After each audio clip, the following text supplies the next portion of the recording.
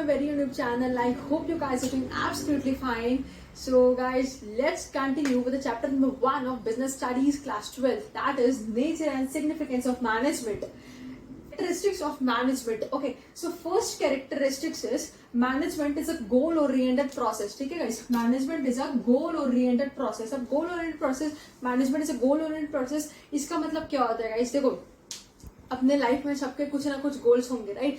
ये जो गोल्स होता है ना, ये जो टारगेट्स होते हैं, ठीक है, हमें कहाँ तक पहुंचना है, ठीक है, जो अपने एम्स होते हैं ना, वही जो एक बेसिक रीजन होते हैं अबाउट फॉर इट्स एग्जिस्टेंस। ठीक है, मतलब जो एक ऑर्गेनाइजेशन है, जो एक एंटरप्राइज है, ठीक है ना, तो उनके बेसिक जो रीजंस होते हैं ना, उनके एग्जिस्टेंस का जो बेसिक रीजंस होता है वो, तो ये जो होते हैं वो गोल्स ही होते हैं, ये गोल्स ही होते हैं। मतलब लेट्स टेक एन एग्जांपल, जैसे एज अ स्टूडेंट, ठीक है, एज अ स्टूडेंट हमारे भी बहुत सारे गोल्स है, ठीक है। हम अपने जैसे गोल्स क्या हो सकते हैं कि किसी को सीएस बनना है, किसी को सीए बनना है, किसी को डॉक्टर, किसी को इंजीनियर, ठीक है, तो ऐसे सबको बनना है, ठीक है ना। So this is our goal in our life, ठीक है, कि हमें आगे चल के क्या करना है, क्या बनना है, ठीक है ना।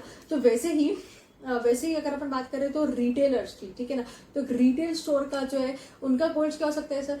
टू मैक्सिमाइज देयर सेल्स, ठीक है, टू मैक्सिमाइज देयर प्रॉफिट्स, ठीक है। ऑब्वियसली बात है, अगर उनका अगर सेल्स अगर इंक्रीज हो जाएगा गाइस, ठीक है ना, तो उनका प्रॉफिट तो ऑटोमेटिकली जो है वो इंक्रीज हो जाएगा, ठीक है ना। तो वो उनके जो होते हैं वो गोल होते हैं, और यही रीजंस के कारण जो है वो एक जो ऑर्गेनाइजेशन है, एक एंटरप्राइज है, तो वो जो एग्जिस्ट करती है, right guys. So moving on to the second, that is it's all pervasive. Okay, so now all pervasive का मतलब क्या होता है? देखो, ऑल परवेसिव मतलब अब जैसे हाउस होल्ड में, ठीक है, तो मतलब कहीं भी हो आप, ठीक है ना, कोई भी जगह में मैनेजमेंट तो चाहिए ही, मतलब चाहिए, ठीक है। लेट्स टेक एन एग्जांपल, अगर जैसे हाउस होल्ड है, ठीक है, तो अगर जितना इंपॉर्टेंट एक हाउस को मैनेज करना है, उतना ही इंपॉर्टेंट एक स्कूल को मैनेज करना भी है, उतना ही इंपॉर्टेंट जो है एक यू कैन से एक रेस्टोरेंट को जो है वो मैनेज करने की रिक्वायरमेंट है, इंपॉर्टेंट है, ठीक है ना, उसको भी मैनेज करने की इंपॉर्टेंट है, ठीक है।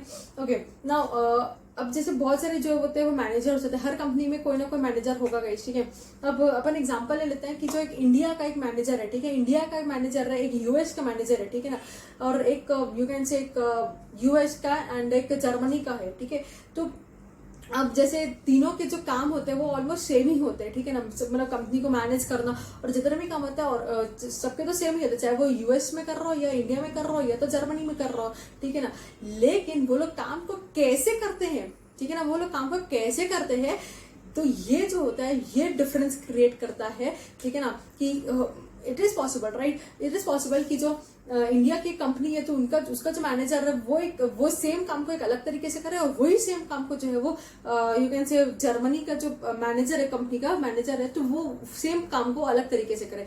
अब मैम ये डिफरेंस आते क्यों, ठीक है ना, ये डिफरेंस आते हैं sir because of culture, because of tradition, ठीक है। इंडिया का tradition as compare to other western countries, ठीक है, उनके ट्रेडिशन से अलग है, वैसे ही वेस्टर्न कंट्रीज का जो ट्रेडिशन है वो इंडियन कंट्रीज के ट्रेडिशन से अलग है, ठीक है। तो ये ट्रेडिशन, ये कल्चर है, उनकी हिस्ट्री, ये सब के कारण जो है यहाँ पे जब डिफरेंस क्रिएट हो जाते हैं, ठीक है ना, मैनेज करने में, ठीक है। Now next is it's multi dimensional. इस मल्टी डायमेंशनल मतलब मैनेजमेंट जो होता है कॉम्प्लेक्स प्रोसेस होता है, ठीक है। अब इसमें 3 जो है वो डायमेंशन है, ठीक है, management of work, management of people and management of operations, ठीक है।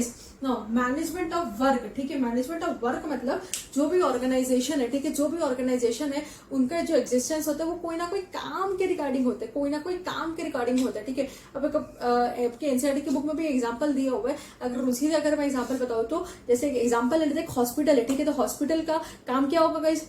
हॉस्पिटल का काम होगा कि अपने जो पेशेंट्स है उनकी ट्रीटमेंट, ठीक है, उनका जो ट्रीटमेंट है वो करना, तो हॉस्पिटल का काम हो जाएगा, ठीक है। अब जैसे एक रिटेल शॉप है, ठीक है, तो रिटेल शॉप का क्या हो सकता है सर? रिटेल शॉप हो गया या होलसेलर्स हो गए, ठीक है, तो उनका क्या हो सकता है? अपने कस्टमर्स की जो डिमांड है उनको फुलफिल करना, उनको सेटिस्फाई करना, ठीक है, उनको जो प्रोडक्ट्स को अच्छे क्वालिटी के प्रोडक्ट्स सेल आउट करना, ठीक है, तो वो उनका काम हो जाएगा, ठीक है। तो वैसे ही जो है management is a management of work, ठीक है, मतलब हर ऑर्गेनाइजेशन के, हर एंटरप्राइज के कोई ना कोई काम के कारण ही जो वो एग्जिस्ट करते हैं, ठीक है। Second is management of people, management of people, ठीक है, तो इसमें आपका क्या हुआ है गाइस? देखो, dealing with the employees with diverse needs teams and dealing with individual age group of people.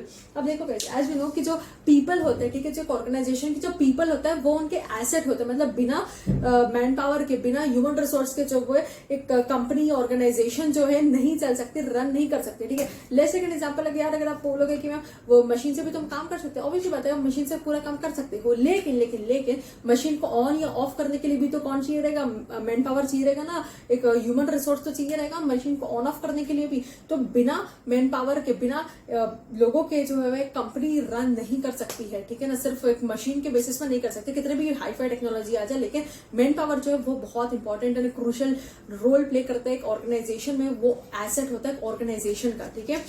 तो वही लिखा है कि dealing with the employees with diverse needs, ठीक है। तो बहुत सारे लोग आते हैं एक ऑर्गेनाइजेशन में, कॉमन ऑर्गेनाइजेशन में बहुत सारे लोग आते हैं, ठीक है ना, बहुत सारे लोग काम करते हैं, ठीक है। तो उनके सबके कुछ अलग अलग नीड्स होंगे, कुछ अलग अलग रिक्वायरमेंट्स होंगी, लेकिन वो लोग जो है एक ऑर्गेनाइजेशन का जो यू कैन से कॉमन जो ऑब्जेक्टिव होता है, जो कॉमन गोल होता है, तो वो गोल को अचीव करने के लिए वो लोग जो है वो काम करते हैं पूरा, ठीक है।